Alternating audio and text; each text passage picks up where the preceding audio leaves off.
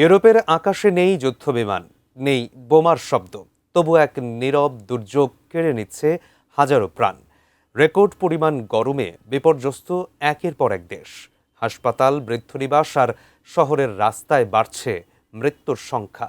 মাত্র কয়েক মাসে অতিরিক্ত মৃত্যু ৩৫,০০০-এর বেশি। কেন এত প্রাণহানি? বিস্তারিত জানাচ্ছেন সাদিয়া সিদ্দিকা। চলতি গ্রীষ্মে ইউরোপ যেন পরিণত হয়েছে এক বিশাল উত্তপ্ত চুল্লিতে। এপ্রিল থেকে আগস্ট পর্যন্ত ৪ দফা তাপপ্রবাহে অন্তত ৩৫,০০০ মানুষের অতিরিক্ত মৃত্যুর তথ্য উঠে এসেছে। তুরস্কের রাষ্ট্রীয় বার্তা সংস্থা আনাদোলু এজেন্সি, ব্রিটিশ সংবাদপত্র দ্য গার্ডিয়ানের তথ্যের ভিত্তিতে এই চিত্র প্রকাশ করেছে। সবচেয়ে বেশি প্রাণহানি ঘটেছে জার্মানিতে। দেশটিতে এপ্রিলের শুরু থেকে আগস্টের প্রথম সপ্তাহ পর্যন্ত তাপজনিত কারণে প্রায় ১৪,০০০ মানুষের মৃত্যু হয়েছে বলে জানায় বার্লিন ভিত্তিক রবার্ট কখ ইনস্টিটিউট। জুনের শেষ দিকেই এক সপ্তাহেই মারা যান প্রায় ৯,৬০০ মানুষ। তখন অনেক এলাকায় তাপমাত্রা ৪০ ডিগ্রি সেলসিয়াস ছাড়িয়ে যায়।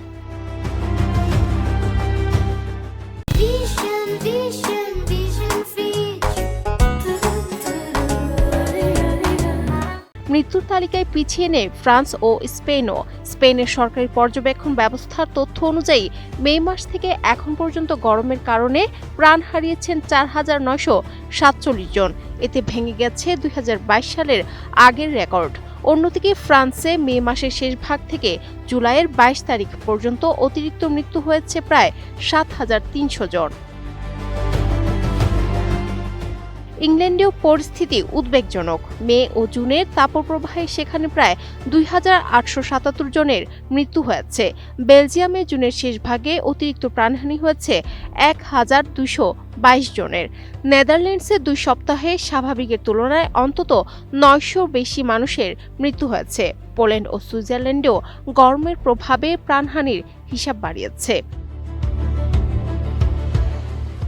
বিশেষজ্ঞরা বলছেন, অধিকাংশ ক্ষেত্রে মৃত্যুর সনদে সরাসরি তাপপ্রবাহের কথা লেখা থাকে না, কিন্তু অতিরিক্ত গরম, হৃদরোগ, শ্বাসকষ্ট এবং নানা দীর্ঘমেয়াদী শারীরিক সমস্যাকে আরও জটিল করে তোলে। ফলে ঝুঁকিতে পড়েন বয়স্ক মানুষ ও অসুস্থরা। বিজ্ঞানীদের মতে, মানুষের কর্মকাণ্ডে সৃষ্ট বৈশ্বিক উষ্ণতা চরম গরমের ঘটনা আরও ঘন ঘন এবং আরও তীব্র করে তুলছে। আগস্টের পূর্ণাঙ্গ তথ্য এখনও আসেনি, তাই চূড়ান্ত হিসাব প্রকাশ হলে প্রাণহানির সংখ্যা আরও বাড়তে পারে বলে আশঙ্কা করছেন গবেষকরা। নীরব এই দুর্যোগ নতুন করে মনে করিয়ে দিচ্ছে, জলবায়ু পরিবর্তন আর ভবিষ্যতের হুমকি নয়। এর প্রভাব এখন স্পষ্ট, সরাসরি এবং প্রাণঘাতী। Sadia Siddika, ATN news.